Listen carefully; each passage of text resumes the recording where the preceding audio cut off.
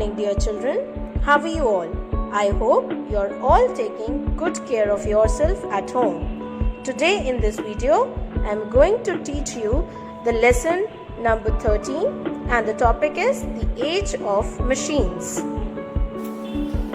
As you can see, the topic is the age of machines, where it depicts that how the early humans used stones and sharp wooden sticks as their tools. Now in this chapter we'll come to the subtopics of the chapter of the topic, the age of machines. Now first look at the first topic, discovery of metal. The first metal was discovered by early human, that was copper. This copper and tin was produced to make a harder alloy called bronze. And an alloy, this is the mixture of two metals, that is copper and tin.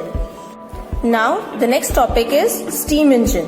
The steam engine was invented by James Watt in 1769. This is James Watt, and he was the first person to invent steam engine in 1769. Now in 1814, George Stephenson developed locomotives which worked using the steam engine. George Stephenson, he was the one who developed locomotives which was used to work for the steam engine.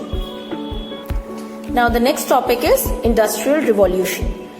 Now children, England was the first country who used the steam engine to produce goods with the help of machines. And these machines on the large scale production is called mass production, and the production of these machines from houses to factories is known as Industrial Revolution.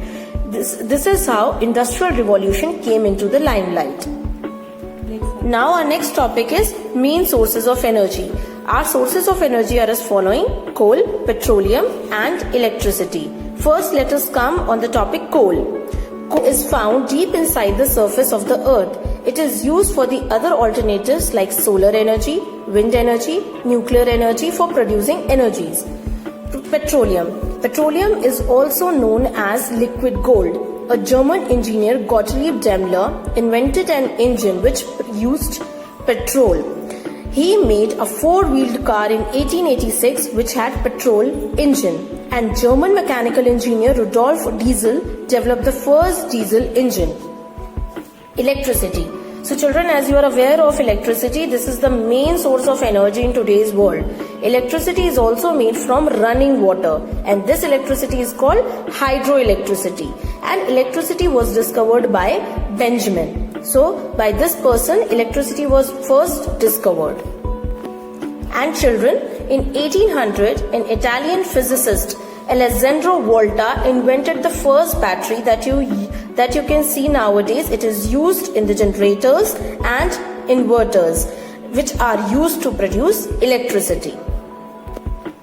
Now children, apart from this, there are other sources of energy also. They are nuclear energy, solar energy, wind energy and biogas.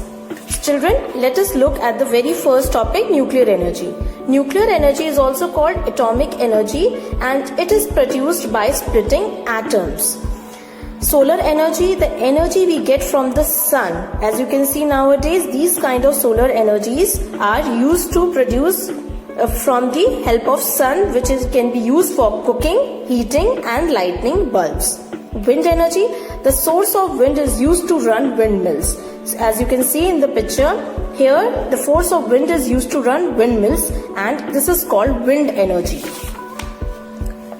The wind energy is used to generate electricity, draw water from the wells and to grind grains. Now next is biogas. Animal dung is used to produce biogas, which is used for cooking, lighting bulbs in many villages. Now children, let us look at the summary of the chapter or points to remember. The first metal discovered was copper. Iron tools made farming easier. The invention of steam engine made it possible to run big machines.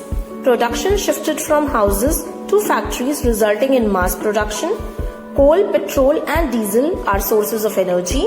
Solar energy, wind energy, nuclear energy and biogas are the alternative sources of energy. Children, I would request all of you to read the chapter 2-3 times to understand it better. and I will be sending you the question answers and the exercise in the form of PDF. Children, remember you have to write the question answers in your fair copy and the exercises in the book very neatly and properly in a very good handwriting. Please read the chapter carefully, understand it, and if there is any query, then you can ask during the query time. Alright, thank you.